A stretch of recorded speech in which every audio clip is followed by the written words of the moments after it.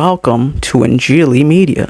आसमान पर उठाए जाने से पहले खुदा यीशु मसीह ने अपने शागिर्दों को ये हुक्म दिया कि सब कौमों में जाकर इंजील की मुनादी करें और दुनिया भर के लोगों को शागिर्द बनाएं। खुदा यीशु मसीह के इसी हुक्म की तामील में शागिर्द दुनिया के मुख्तलिफ इलाकों में फैल गए और उनमें से तूमा रसूल ने हिंदुस्तान का रुख किया। तूमा रसूल 52 AD में हिंदुस्तान चले आए और यहाँ आकर उन्होंने मसीहियत का प्रचार किया। गो के तूमा रसूल अपने इस मिशन में बहुत ज्यादा कामयाब तो ना हुए, लेकिन उन्होंने हिंदुस्तान की सरजमीन पर पहली सदी में ही मसीहियत के बीज बो दिए थे। लेकिन खुदावंद यीशु मसीह के इसी हुक्म की तामील में कई सदियां बाद यानी कि 18वीं सदी में एक और मसीह का खादम इंग्लिस्तान से चला और हिंदुस्तान की सरजमीन में मसीहियत के पैगाम का प्रचार किया। ये अजीम मिशनरी कौन था? आज हम इस वीडियो में इसी अजीम मिशनरी यानी विलियम कैरी की बात करेंगे। विलियम कैरी 17 अगस्त 1761 में पॉलर्सबरी यूके में पैदा हुए। बचपन में विलियम कैरी को आउटडोर यानी कि बाहर धूप में निकलने से एक एलर्जी हो जाती थी, जिसकी वजह से उनके पेरेंट्स ने उन्हें एक इंडोर शू फैक्ट्री में काम के लिए भेज दिया ताकि वो अंदर ही रहकर सूरज की धूप से महफूज रहेंगे और वहाँ वो जूतियां बनाने का काम सीखेंगे। जाहिर है इसके साथ साथ वो अपनी थोड़ी बहुत पढ़ाई भी जारी रखे हुए थे। खास तौर पर उन्हें अपने मजहब से बहुत लगाव था, लिहाजा वो अपनी मजहबी मसीही तालीम में बहुत ज्यादा गहराई में मुतालिया करने में मसरूफ रहे। उनकी इस इंटरेस्ट ने ही उन्हें बाइबल का बाकायदा तौर पर मुतालिया और थियोलॉजी की स्टडी करने की तरफ माइल किया और 1786 में वो बैप्टिस्ट चर्च के एक ऑर्डेन मिनिस्टर बने। इसके बाद 1785 में उन्हें मोल्टन के स्कूल का हेडमास्टर मुकर्रर किया गया और इसके साथ साथ वो वहाँ के मकामी लोकल बैप्टिस्ट चर्च के भी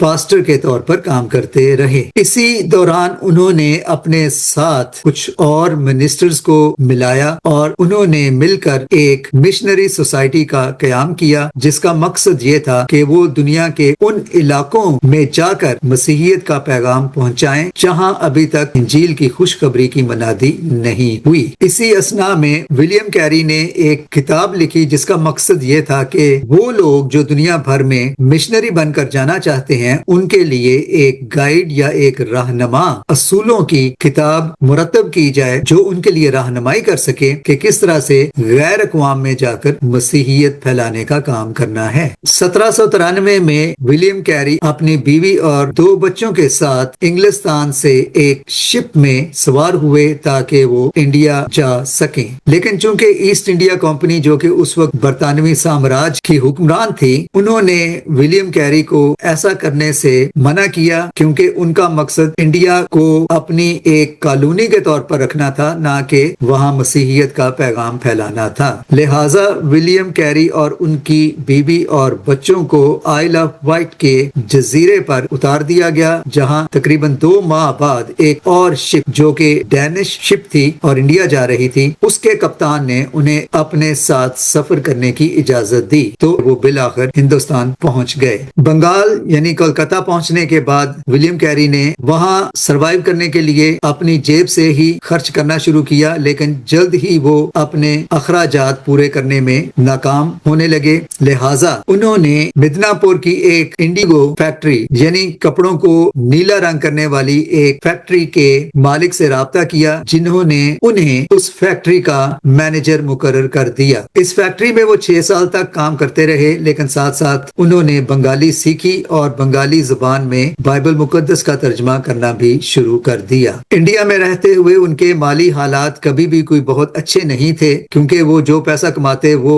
बाइबल मुकद्दस के तर्जमा करने और उसे फिर शाया करने और उसे फिर डिस्ट्रीब्यूट करने में खर्च कर देते। घर में तकरीबन फाके ही रहते और उन ان کی بیوی اسی قسم پرسی کی حالت میں بیمار پڑ گئی۔ اسی دوران ان کے بیٹے پیٹر کی ڈیتھ ہوئی، جس کی موت کے صدمے کے سبب سے ان کی بیوی ڈورتھی اپنا ذہنی توازن کھو بیٹھی۔ بالآخر 45 سال کی عمر میں ان کی بیوی ڈورتھی کی اسی حالت میں ایک دن شدید بخار میں ڈیتھ ہو گئی۔ ولیم کیری نے اپنا بائبل مقدس کا ہندوستان کے مختلف زبانوں میں ترجمہ کرنے کا کام جاری رکھا اور پہلے 6 زبانوں میں یعنی 6 مقامی زبانوں میں ولیم کیری بائبل مقدس کے نئے عہد نامہ کا ترجمہ کرنے میں کامیاب ہوئے۔ اس کے بعد چونکہ East India company William carry کے کام سے بڑی بیزار تھی، وہ نہیں چاہتے تھے کہ ولیم کیری یہاں کے مقامی باشندوں کو یعنی ہندوؤں کو مسیحیت کی طرف راغب کریں، لہٰذا ایسٹ انڈیا کمپنی کی مخالفت کے سبب سے وہ سیرامپور میں چلے گئے، جہاں انہوں نے اپنا مشنری کام جاری رکھا۔ سیرامپور جو کہ مغربی بنگال کے ہوگلی ضلع میں واقع ہے، وہاں ولیم کیری نے ایک مسیحی مرکز قائم کیا جہاں وہ بائبل سٹڈی دیتے، بائبل کا مختلف زبانوں میں ترجمہ کرتے، بائبل کی پرنٹنگ کروانے کی کوشش کرتے اور ساتھ ساتھ وہ پریچنگ کا کام بھی جاری رکھے ہوئے تھے، جہاں انہوں نے چرچ اور سکول بھی قائم کیے۔ تقریباً 7 سال کی جدوجہد کے بعد ولیم کیری بالآخر صرف ایک ہندو کو مسیحی کرنے میں کامیاب ہوئے، یعنی 1800 میں انہوں نے پہلے ہندو کو کنورٹ کر کے مسیحیت میں لانے کے بعد بپتسمہ دیا۔ ولیم کیری کا سامنا نہ صرف انگریزوں کے ساتھ تھا، یعنی کہ جو حکومت تھی ایسٹ انڈیا کمپنی کی، بلکہ لوکل ہندوؤں کے ساتھ بھی تھی جو کہ مذہبی رہنما تھے، کیونکہ ولیم کیری بچوں کی بلی چڑھانے اور ستی کے بھی سخت خلاف تھے اور وہ بڑی جدوجہد کرتے رہے کہ اس بے رحمانہ رسم کو ختم کیا جا سکے۔ اسی دوران ولیم کیری نے ایک چھاپا خانہ بھی کھولا، پرنٹنگ پریس بھی کھولی، جس میں وہ بائبل مقدس کی مختلف زبانوں میں ٹرانسلیشنز کو چھاپنے کا کام کرتے تھے، لیکن 11 مارچ 1812 میں اس چھاپا خانہ میں آگ لگی اور تقریباً ہر چیز جل کر بھسم ہو گئی۔ ولیم کیری نے اس چھاپا خانہ میں پرنٹنگ کا ایک اپنا میتھڈ یعنی پنچنگ ایجاد کیا تھا، جس کی وجہ سے وہ بڑی محنت سے مختلف زبانوں کی میٹل کیز بنا کر بائبل کے مختلف تراجم کو چھاپنے کا کام کرتے تھے، لیکن چونکہ اب یہ چھاپا خانہ جل کر خاکستر بن چکا تھا، لہٰذا اس آگ میں نہ صرف چھاپا خانہ جل گیا، ولیم کیری کا بہت سا کام جو مختلف زبانوں میں وہ بائبل کا ترجمہ کر رہے تھے، اس کے علاوہ وہ ایک ڈکشنری پر کام کر رہے تھے اور اس کے علاوہ بہت سا دیگر مٹیریل ڈاکیومنٹس جس پر انہوں نے شب و روز محنت کی تھی، وہ سب کا سب جل گیا۔ امریکہ سے کچھ مشنری آرگنائزیشنز نے، چرچز نے اور برطانیہ کے کچھ چرچز نے ان کی مدد کی اور 6 ماہ بعد دوبارہ ایک چھاپا خانہ تعمیر کیا گیا۔ جب یہ چھاپا خانہ دوبارہ تعمیر ہوا اور اس کا کام شروع ہوا تو ولیم کیری اور ان کی ٹیم نے 44 زبانوں میں بائبل مقدس کا خاص طور پر نئے عہد نامہ کا ترجمہ کر کے شائع کیا۔ ولیم کیری نے ایک مشنری سوسائٹی بھی قائم کی جس میں وہ مقامی لوگوں کو پادری کا کورس کروا کر انہیں پادری بنا کر مقامی لوگوں میں جا کر مسیحیت کا پیغام پھیلانے کے لیے تیار کرتے۔ اس سے پہلے 1818 میں وہ کچھ اسی طرح کا ایک محکمہ جسے وہ سیرامپور کالج کہتے تھے، وہاں بھی انہوں نے مسیحی مبلغوں کی تیاری کا کام شروع کر رکھا تھا۔ ولیم کیری چونکہ ذات پات کے بہت خلاف تھے، جو کہ ہندوستان میں اس وقت اور آج بھی بہت ہے، ولیم کیری نے برطانوی سامراج حکومت کو اسے ختم کرنے کی تلقین کی، لیکن ظاہر ہے وہ اسے ختم نہ کر سکے، لیکن ان کی کوششوں سے برطانوی حکومت 1829 میں 1829 میں ستی کی رسم ختم کرنے کے لیے راضی ہوئی اور انہوں نے قانون پاس کیا کہ اب سے کوئی عورت ستی نہیں ہوگی۔ اس کا سہرا بھی ولیم کیری کے سر ہی جاتا ہے۔ ولیم کیری نے جو مشنری سوسائٹی قائم کی تھی، بعد میں انگلستان سے اور امریکہ سے اور یورپ کے دیگر ممالک سے جو مشنری وہاں آنے لگے، انہوں نے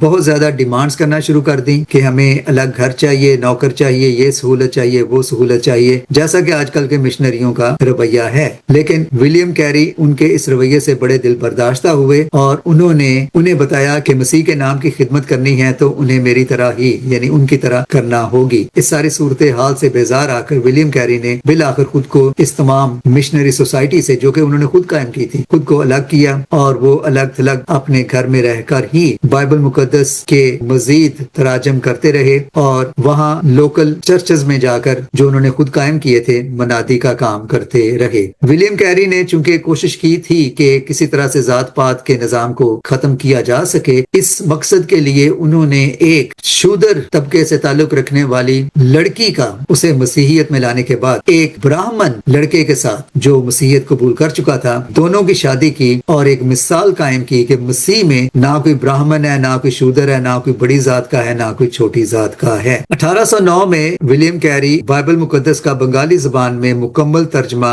शाया करने में कामयाब हुए। 41 साल तक उन्होंने इंडिया में अपना मिशनरी काम जारी रखा और इस दौरान वो एक बार भी वापस इंग्लिस्तान ना गए, यानी कि कोई फरलो नहीं जैसे आजकल के मिशनरी हर साल फरलो के लिए वापस अपने अपने मुल्कों में जाते हैं, छुट्टियां गुजारते हैं और फिर वापस आकर अपना सो कॉल्ड मिशनरी काम करते हैं। विलियम कैरी ने इंडिया में अपनी मिशनरी सर्विस के दौरान उस जमाने में 2,12,000 बाइबलें छापी और लोगों में मुफ्त बांटी। 25,000 चर्च हिंदुस्तान भर में खोले, 125 स्कूल और बेशुमार मेडिकल सेंटर्स भी हिंदुस्तान भर में कायम किए। 72 साल की उम्र में विलियम कैरी 1834 में अपने खालिक हकीकी से जा मिले। उनकी वसीयत के मुताबिक उनकी कब्र पर जो कतबा लिखा हुआ है उसके अल्फाज कुछ यूं हैं: मैं एक हकीर, गरीब और लाचार कीड़ा तेरे बाजुओं में सोने जा रहा हूँ। विलियम कैरी कहा करते थे कि expect great things from God but attempt great things for God.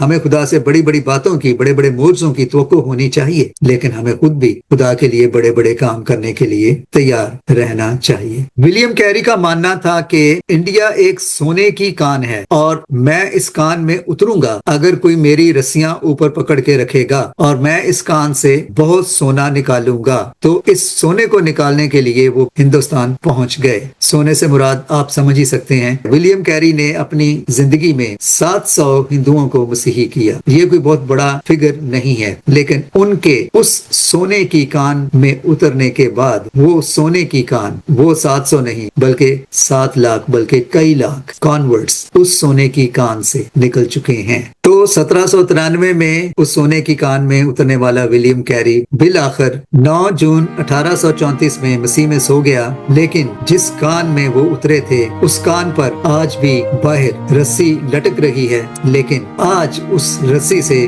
नीचे उतरकर उस कान से सोना निकालने वाले नहीं रहे। आखिर में एक बात कहना बहुत जरूरी है। आज बरसीर पाको हिंद में हम जो मसीही हैं, हमारे पूर्वजों को, हमारे बुजुर्गों को, हमारे बड़ों को जिसने मसीहियत का दर्स दिया, जो मसीहियत की तरफ लेकर आया, वो कौन था? William Carey. Thank you so much William Carey for bringing our ancestors to Lord Jesus Christ. God bless your soul.